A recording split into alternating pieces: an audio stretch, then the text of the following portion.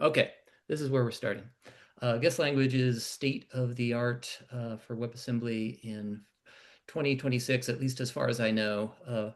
People feel free to chime in. Some of these ecosystems are much more familiar to me than others, but I'll give you a brain dump of what I know at this point.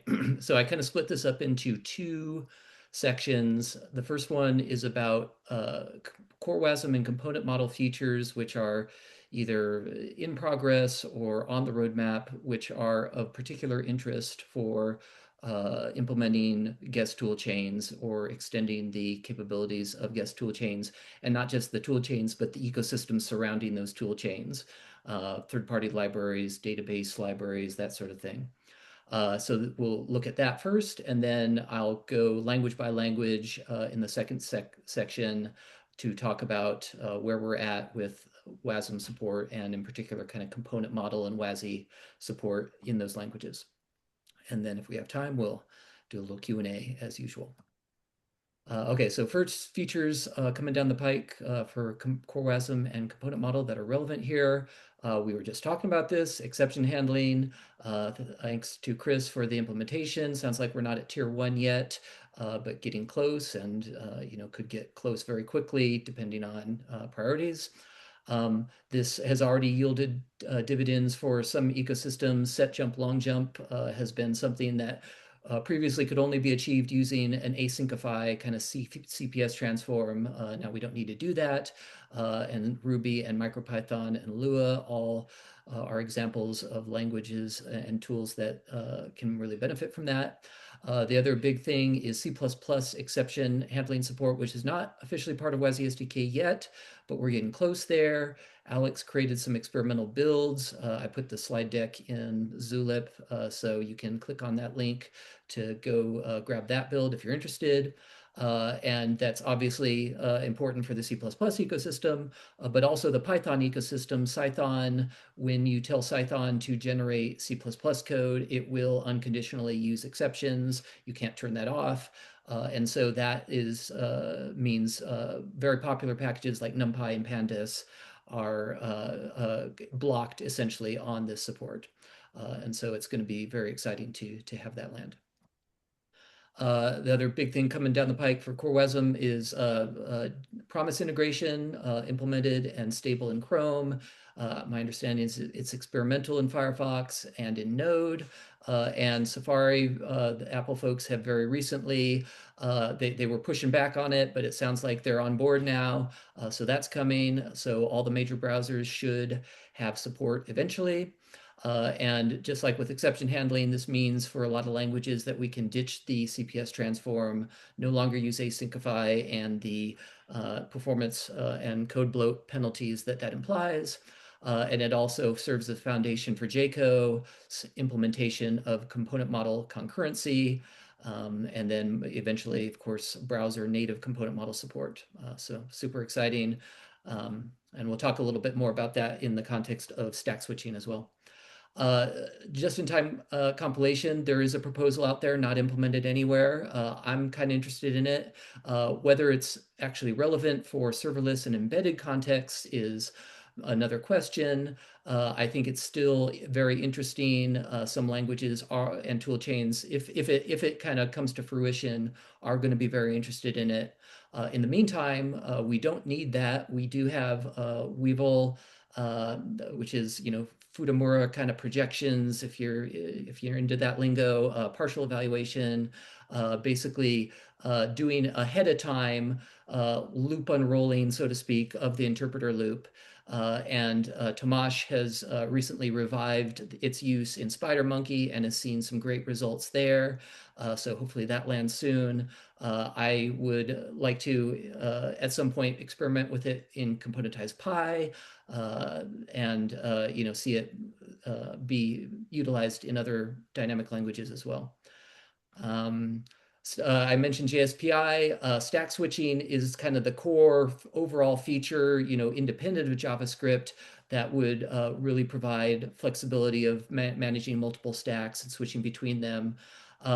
Unfortunately, the support in Wasmtime is still experimental. It's not widely implemented. It's not clear that it's going to be widely implemented anytime soon.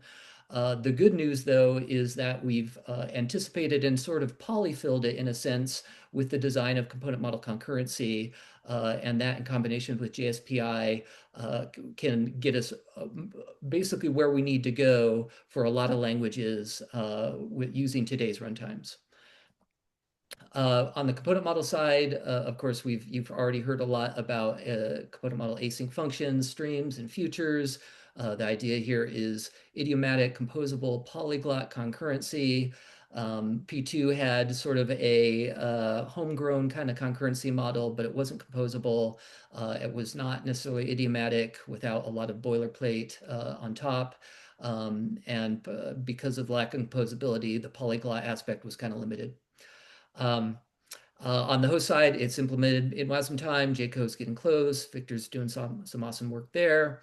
On the guest side, we've got binding generation support for all these languages with some underway. Let's see, cooperative multi-threading. Again, if you saw Sai's presentation, lots of great work going on there. Should work in today's browsers via JSPI. I don't believe any work has started there on the JCO side, but the anticipation is that it should work. It's needed by pretty much every language. Even JavaScript has threads if you're using Node or workers in the browser. Experimental pthread support, again, Sai, go see their presentation. It's awesome. Um, Optional imports, heard talk about that today already. I thought this was like a big project. It sounds like it is still a bit of a big project. Maybe it's more designed than I originally thought. It's certainly not implemented yet. It is needed pretty urgently I mean, I really wish we had this like 2 years ago, really, I misspelled adopting there. Wish we had it 2 years ago because already, for example, the C# folks would like to use this new exit with code function that was added to WASI CLI in a point release of WASI P2, but they're reluctant to do that because not every runtime necessarily supports it, and it's hard to express. There's no way to express, okay, I can fall back to the old exit function. And it also, as Luke alluded to, makes targeting specific worlds easier so that you can fall back. If there's no file system available, component can still run, for example. Let's see, the guest C ABI, again, something that Luke has talked a lot about. It basically smooths the transition for especially for tool chains that already support WASI P1 and just treat it like a bag of imports. Treating WASI P2 and P3 the same way would definitely smooth adoption going forward. And so I think that's going to be a really important piece. And this has nothing to do with a core WASM or component model feature necessarily, but I do make a shout out to the WIT-dilib tool, which was recently added by Alex to WASM tools. And if you are interested in porting a new language, especially in particular dynamic language, interpreted language, to the component model, WIT-dilib makes that way easier. I've retargeted componentized Pi to use it. I'm working on doing the same thing for componentized JS. You can see Alex's Lua demo. Would love to see a componentized Ruby, for example, based on this, or any componentized scheme, whatever your favorite interpreted language is. So just an FYI there that exists and it's useful. Okay, so now that we've looked at some of the core WASM and component model stuff, let's dive into a survey of the ecosystem as it stands today and some of the to-dos. On the Python side, you can get WASI P2 and P3 support via componentized Pi. P2 can be accessed via the P1 to P2 adapter, and thus standard library stuff kind of works the way you would expect, doing sockets and so on. P3, you currently need to use generated bindings directly. There's no standard lib support that would follow from WASI libc and WASI SDK support for free P3, which is in the pipe. We'll talk about that later. To-dos, there's actually, this is something I've been, a community I've been involved with heavily, so I'm very familiar with some of the to-dos here. I mentioned C++ exception handling for Python, pthreads. Basically, the upstream CPython folks would prefer to skip WASI P2 and go straight to WASI P3 once cooperative multi-threading is available, and that will allow them to feel comfortable enabling, say, socket support because it's so heavily tied with threads in Python as an official feature. And that'll ungate some other things. Also, for the scientific computing community, Fortran native extensions in Python are a big deal. This is something that I looked into a couple years ago, but haven't really updated on. So if somebody has some cycles to kind of, and is interested in this, it'd be interesting to see how L Fortran and or Flang have come along in terms of WASM support. The other thing that Roman is working on these days is emulating the standard SSL module in terms of WASI TLS that would unlock a lot of third-party libraries such as database drivers. Um, let's see, JIT and or Weevil, something to start experimenting with. Official WASI P3 naming convention. This is basically if you want to publish WASI compatible wheels, which are the Python packaging unit on PyPI, for example, we're gonna need an official naming convention, and Brett Cannon and I have been discussing that recently. Let's see.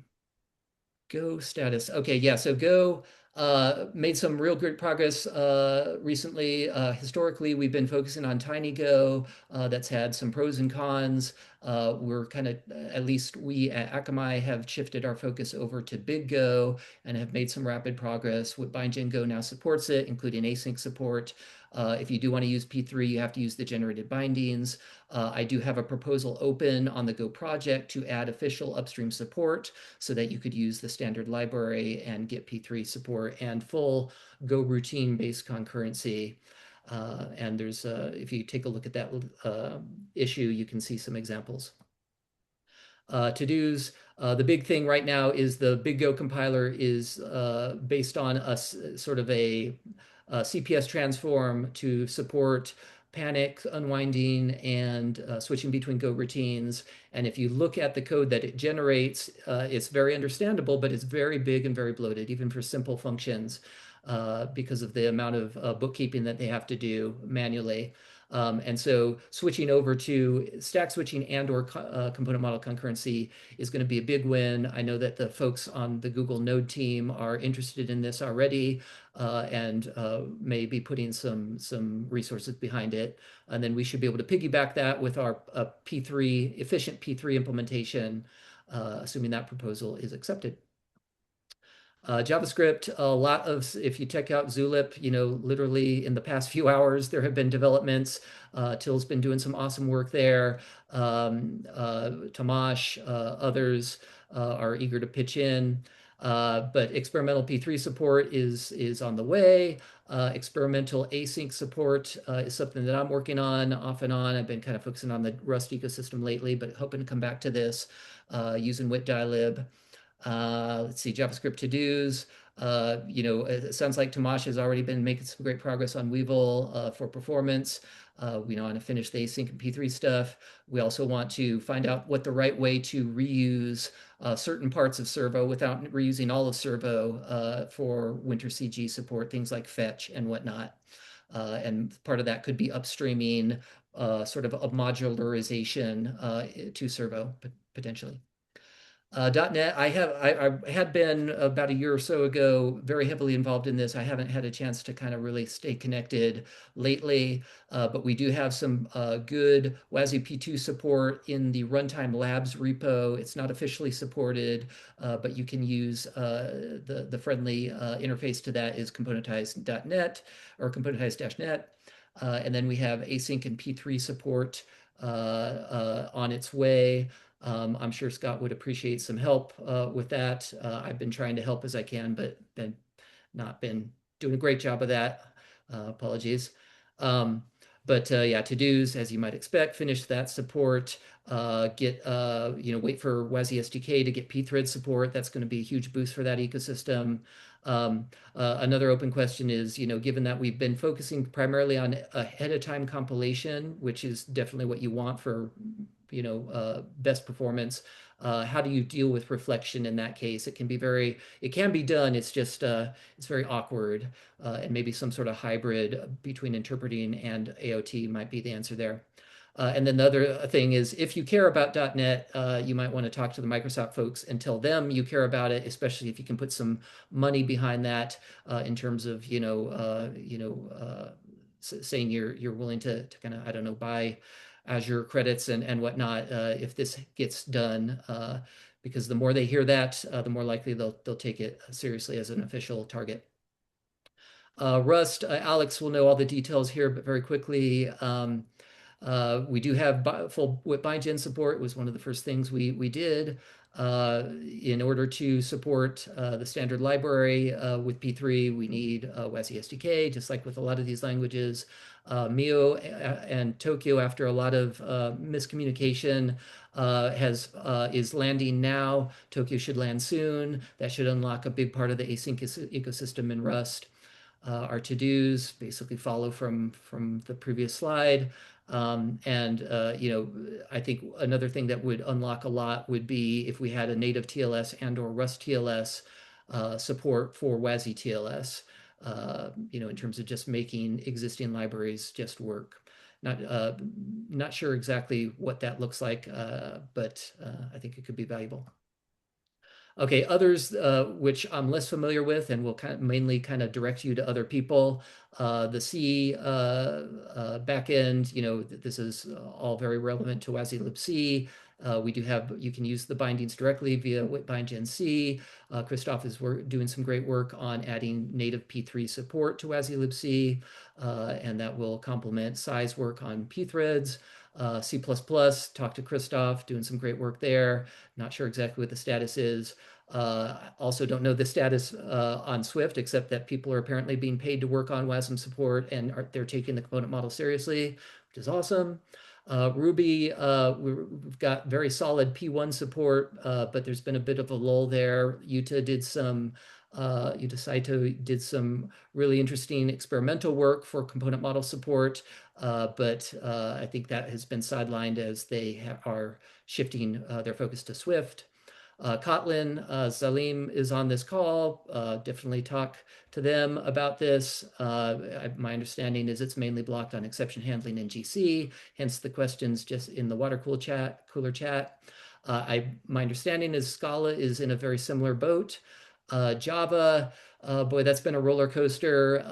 There was a very exciting announcement about native image support, AOT support via GraalVM.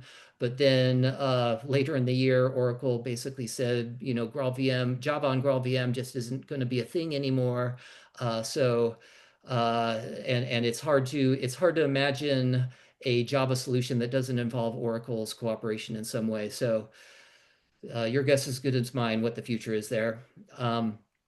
Lua, take a look at Alex's demo. It's awesome. If you want to use Lua, it's pretty much, you could turn that into a production-ready system pretty quickly, I imagine. And Moonbit, great contributions there, chugging along with P2 and P3 and async support. So check that out if you're interested. And Q&A. Well, Joel, you've already got one question in the chat from Okay. Alex. Can you speak more to the C++ exceptions requirement for Python? That part Yeah. wasn't clear to him.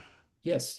So let's see, Python's to-dos. Yeah. So Cython. So there's this thing called Cython in Python, and Cython is basically a way to write Python-like code that then gets compiled down into, or transpiled, if you will, to C or C++ code. And it's actually pretty readable C or C++ code.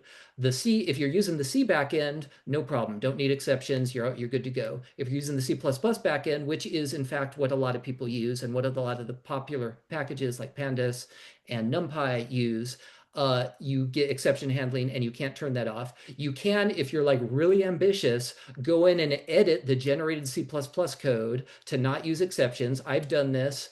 It's but that's just for an experiment, right? You know, that's not going to fly long term, and so that's why we need exceptions. Yeah, Sounds good. Thank you. yeah. There's another question here. Well, there's a comment from Yash. Uh, Also re Rust support. The Rust project is now tracking the component work as a part of the 2026 roadmap. That's very exciting. And Chris asks, read Java. Do we have any info about Google's efforts to compile Java to WASMGC in the browser?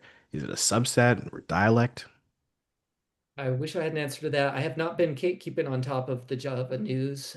So yeah, if you've heard something about that, please put a link in Zulip and we'll all check it out together. Believe it's Uh, definitely a subset that cuts off things, like certainly things like reflection. Yeah, Example. makes sense. yeah, Bailey says that Google is pretty into J2CL. I mean, I looked at J2CL a couple years ago. I felt like it wasn't a good fit, but I can't confess I don't remember why. I felt like it was very JavaScript focused, but that could have changed since then. It hasn't changed. Okay. It's very webby. Yeah. That pesky web. It is super used though. I think it's what powers like the Google suite, and it's emitting WASM-GC now, and it's I think used in production. So if I don't know enough about the details, if somebody were able to take that and kind of cleave off the JS bits and kind of use what they have, that's and you know WASM-GC support we would need, but that could be cool. Yeah, I think the thing to emphasize and the thing that I learned back when I was doing the TVM based experimentation was that it's one thing to be able to handle the full range of Java bytecode and make sure that the language is fully supported. It's quite another thing to support the whole ecosystem, which depends on the very large batteries included, J2RE or whatever they're calling it these days, the JRE standard library. And the key there is like there was a time 10, 15 years ago where there were multiple competing implementations of the Java standard library. Now there was Harmony and then Android adopted Harmony and blah blah blah. Now there's exactly one with even there's exactly one that has decent coverage, which is the OpenJDK slash Oracle JDK one, and everybody else uses that. Or so that would be the key. Is like, can you actually pull in, ideally, a la carte, all the pieces that you need for your application and its dependencies. Zaleem says in the chat, in respect to Kotlin, we resumed our work on component model support. We have a prototype. We're working on a new modernized version, and we're aiming to ship it. Sweet. That's big news. Yeah.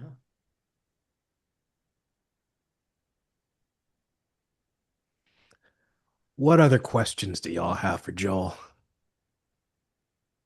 I know they're lurking out there. I can feel them in my WebAssembly bones.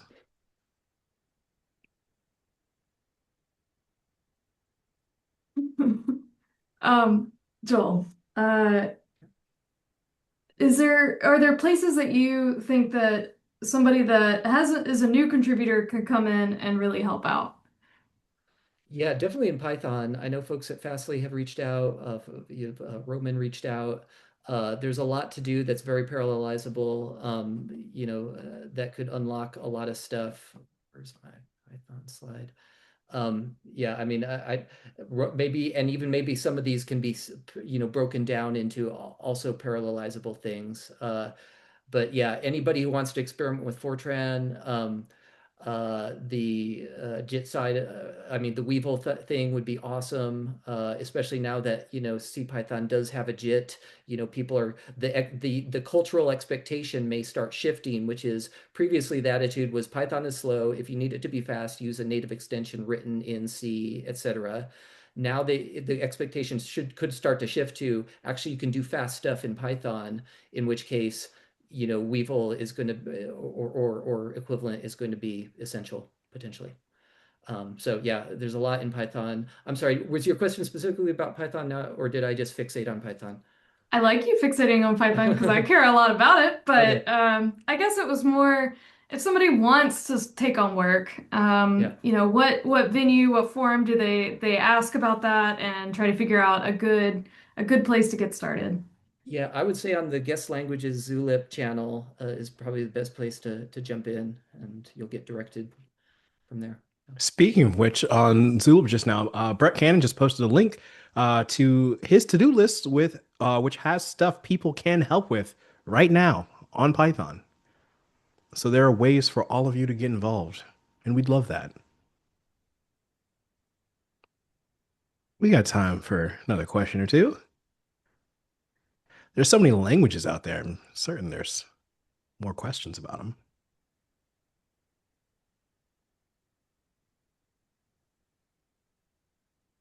Going once, twice. Well, with that, you folks have all earned a 3-minute break. Oh, baby.